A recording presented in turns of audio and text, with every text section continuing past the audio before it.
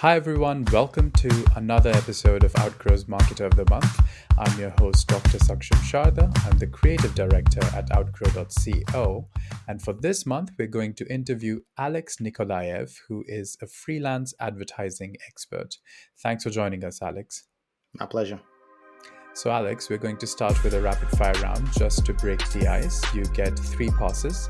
In case you don't want to answer the question, you can just say pass, but try to keep your answers to one word or one sentence only, okay? Okay. All right, so the first one. At what age do you want to retire? 40. How do you relax? Hang out with my family. A fruit you can eat any time of the day. Banana. What historical event do you wish you could have witnessed? Ooh. Well, let's say the Titanic release. Okay. A film that can be seen several times without becoming boring. Ah, Back to the Future. What are you most likely to be arrested for? Ooh, that's a tough one. Um, Probably, I don't know, being too formal. Hmm. Yeah. A habit of yours that you hate. Procrastination. Work from home or work from office. From home. How many hours of sleep can you survive on? The minimum I can survive on is 5 to 6. How many cups of coffee do you drink per day? Ooh, half half a cup. Your favorite Netflix show? Um, Netflix originally mean or just the one that streams on Netflix? Streams works as well. Well, Friends. Okay. Yeah. Most valuable skill you've learned in life? Communication. How long does it take you to get ready in the mornings? Instantly. The city in which the best kiss of your life happened? The city of Nikolaev, my hometown. Okay. And so that was the end of the rapid fire All round. You right. did quite well. You actually managed to answer everything quite fast. So that was great. Now, moving on to the long form questions. The first one is: as a paid search specialist, do you think your ability to visualize the funnel with searches has helped you understand the marketing side of things? I do think so. Yeah, yeah, definitely. Thing is, with freelancers or marketing agencies or marketing experts, this is something. I mean, visualizing the funnel and understanding the business. This is something that gets overlooked and ignored very often, a lot more often than it should be, and definitely keeping that in mind, and not just visualizing it initially, but making sure that it sticks around and stays with you as you progress with the project and work with the client on and on. um, Having that picture in front of you uh, during the thought process is definitely it's priceless. It's something that should always be in the background, and that should always stay with us. Otherwise, things may just not work out well with the project. Yeah, absolutely. And uh, thing is, with as I've said, with the agencies, this is something that gets overlooked, and I have witnessed this happen all the time. Thing is that with many of my clients who approach me, they've worked with other freelancers or agencies or experts in the past, either on that same project or on something else. And from the contacts that I get or from how they share their experience, I can tell that this is a hugely common thing in the industry. The experts really should not overlook that, if at least if they want to be considered an expert. So yeah, visualizing the funnel and understanding the business uh, is a priceless thing. Yeah. And why do you think people tend to overlook visualizing the funnel in the first place? Well, yeah, it's actually it's an easy mistake to make, because with freelancers and agencies, not only that, I mean, with in-house employees, people are always in a hurry. I mean, they don't invest a lot into the initial research, and they just want to get things done and as soon as possible. And in many cases, the clients rush them or the management rushes them, and they just want to start implementing the campaigns as soon as possible, right away, initially.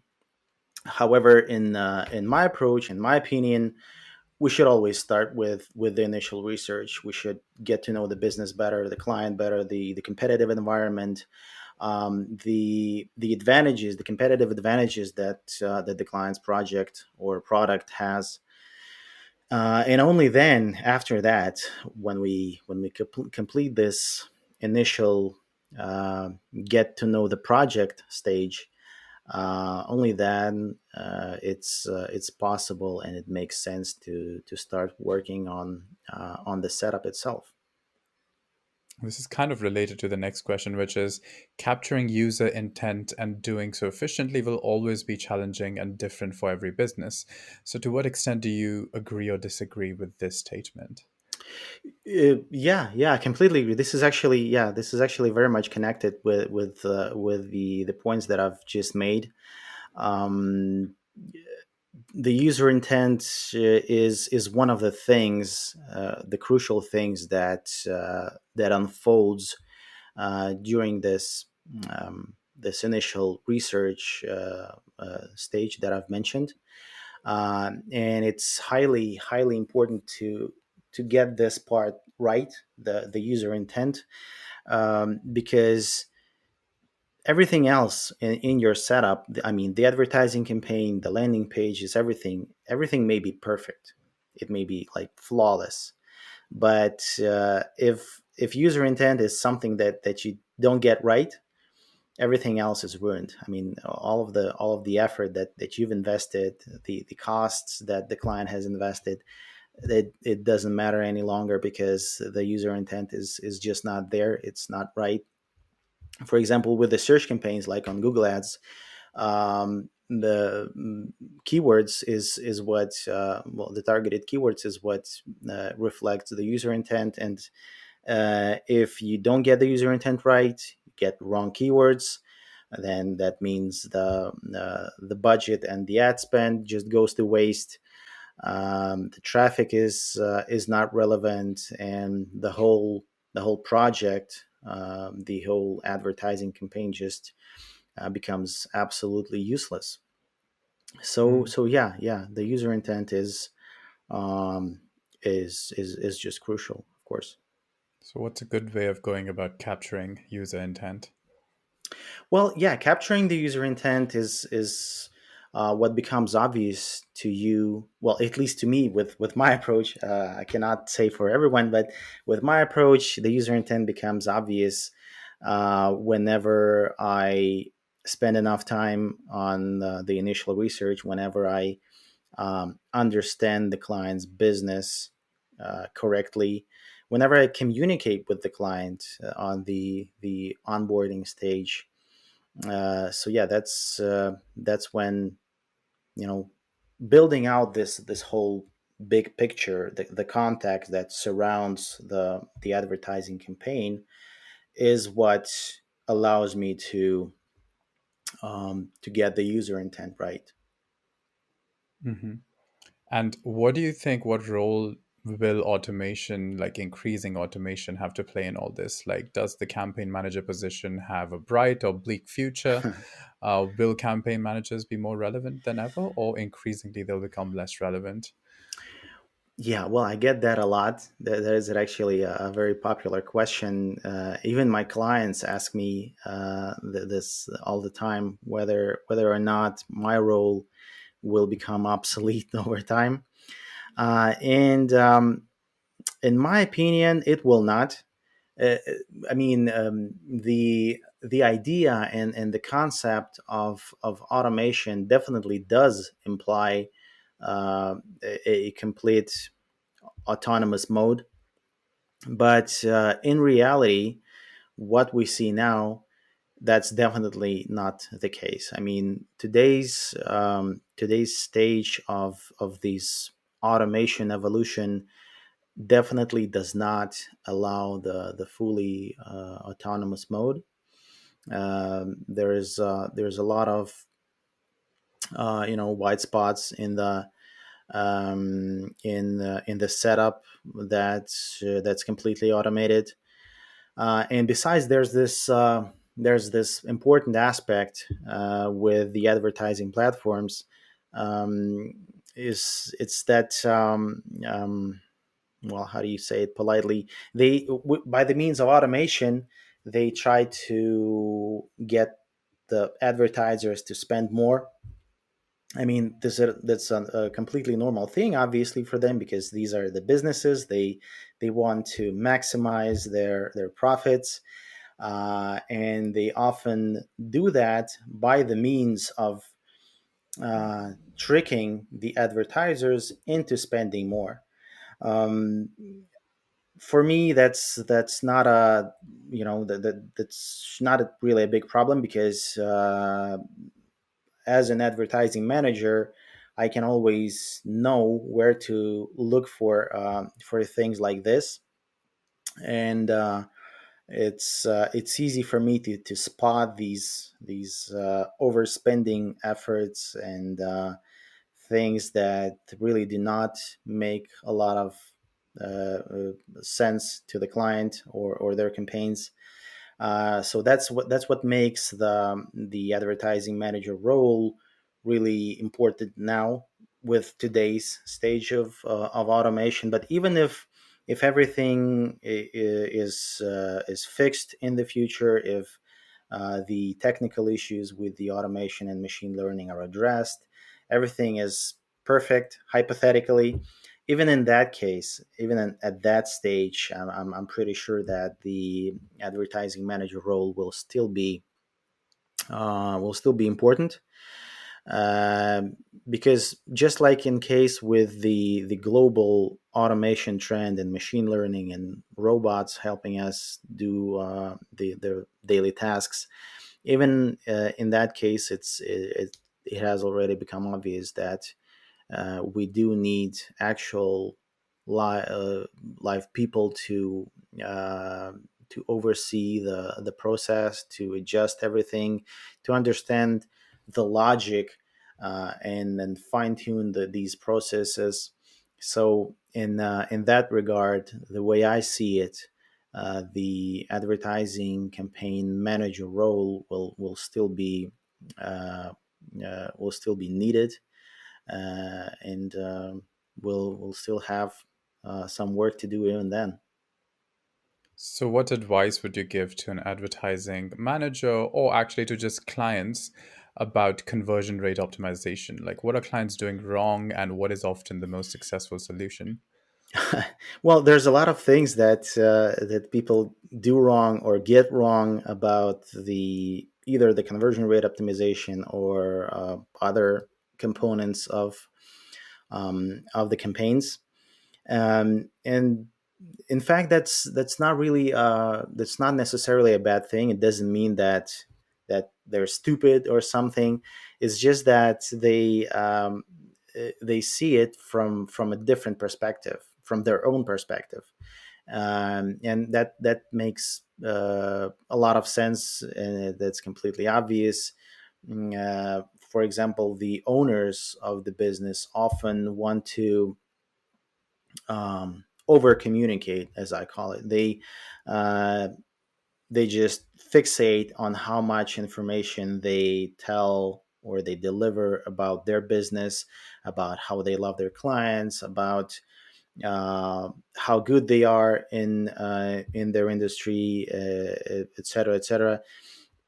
But in reality, this amount of information and this tone of delivering the information doesn't necessarily make much sense, from the marketing perspective, at least, because clients, let's be honest, clients don't care about how much the provider of the services loves them, or how good this provider thinks he is, or something. The end user only cares about himself or themselves.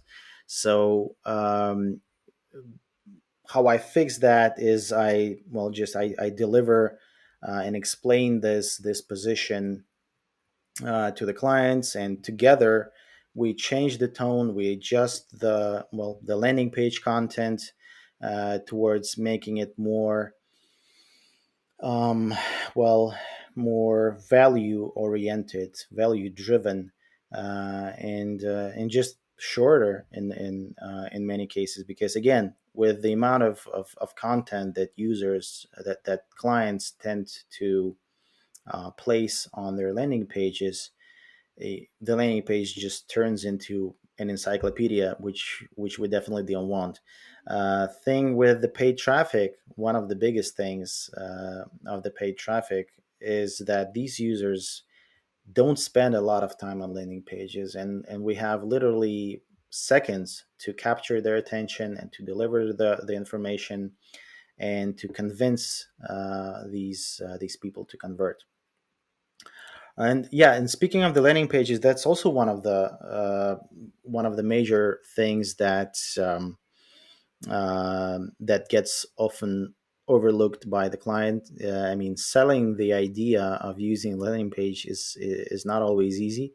I mean, the clients think that they've already invested into a website, and they want to use that website in the advertising campaigns, whereas in reality, uh, every advertising campaign needs its own landing page, or even several landing pages optimized for proper segments of traffic, or proper keywords, or proper, I don't know, messaging even in the ads. So yeah, these are probably the major things that I would say the clients get wrong about the conversion rate optimization. And when it comes to your own work with the clients, what do you think has helped you the most in reaching a top rated freelancer status on Upwork and retaining it for 6 straight years? I think that definitely communication is one of the biggest game changers to me personally. I mean, although obviously the status that I have on Upwork, it consists of a lot of factors, and it has become possible due to a lot of reasons, like past experiences, qualifications, certifications, etc., skills. But none of that matters if the communication is off. So communicating these ideas, and communicating the right implementations is is what is what has made it possible. And aside from that, the top rated status on Upwork is actually it's a pretty fun thing. I mean, they've implemented it in a very interesting way, and I think this is a very neat thing that they've done. Is that aside from the feedback, the positive feedback that you get from clients, in order to become top rated, or have higher statuses, which I happen to have as well, uh, you also have to be very active in terms of work. So uh, it's not only the feedback, the positive feedback that you get. It's also a required applied implementation of your skills. So you have to be an active freelancer. You have to have active, ongoing projects with clients aside from just the positive feedback. And how do you plan to deal with change as it's coming along? For instance, with Facebook's plan to expand its monetization policy and provide additional monetization tools on Instagram and Facebook, how are you going to incorporate this in your business? What do you think about it? Well, the fun thing about these changes is that they're constant. I mean, the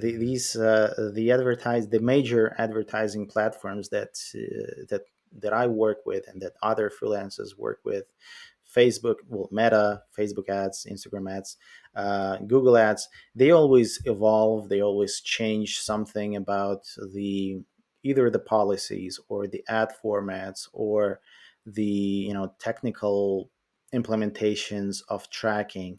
So this is like a boiling pot of constant changes. This is actually what makes it so much fun, among Mm, other things. So what I think about these latest changes from Meta is, well, we will adjust. We will see how exactly that will be implemented, because right now these are, well, there's a number of ideas and comments that Meta has provided on how exactly they will implement it, on what will be implemented, etc. But I'm pretty sure that we, as an advertising managers community, will be able to adjust to it just perfectly. And uh, these latest changes that they've announced, they seem to be more focused on the content creators monetizing uh, their efforts, and in that regard, this really does look like something that has already been implemented on the other platforms like YouTube, TikTok, and, well, other possible options. And we've seen how things have unfolded there, especially even from our advertising industry perspective. So we kind of know what to expect in this direction as well. So I'm pretty sure that we'll be able to figure things out and adjust. Absolutely, but yeah, definitely, I like the fact that these platforms evolve and adjust and adapt to how the world around us changes. I mean, we've seen the blooming and booming success of the content creators on different platforms, and obviously these platforms want to integrate advertising and monetization into all of that. It's a good thing that we as advertisers have the ability to be a part of this, and to help clients get some benefits from this whole thing. So yeah, I like it. I like the fact that things are changing and evolving, and I like the fact that I get to be a part of it. okay, and speaking of hypothetical chains, the Right. last question is, what would you be doing if not this in your life right now? Oh, uh, there's I've actually tried a number of careers in the past before I got to the advertising industry, and the thing that it's actually a big direction that I've enjoyed very much before that was content creation. I used to Mm, be a blogger. I used to be an editor in chief of the network of tech blogs. I used to produce content, video content for the tech industry. So yeah, that's something I enjoy. And if not advertising, then I guess I probably would have become a content creator. okay, all right. So instead of advertising content, you'd be reducing the content. Well, if you look at it that way, yeah, I guess. Okay. Well, that was the last question. Thanks everyone for joining us for this month's episode of Outgrow's Market of the Month. That was Alexander Nikolaev, who is a freelance advertising expert. Thanks for joining us, Alex. Thanks for having me. And check out his website for more details. The website is, you can pronounce it yourself, Yeah, yeah, acuena.agency. yeah. It's Acuena Agency, Acuena .agency. This is the website that I have for my advertising efforts. Sure. So check out the website for more details, and we'll see you next month once again with another freelancer of the month.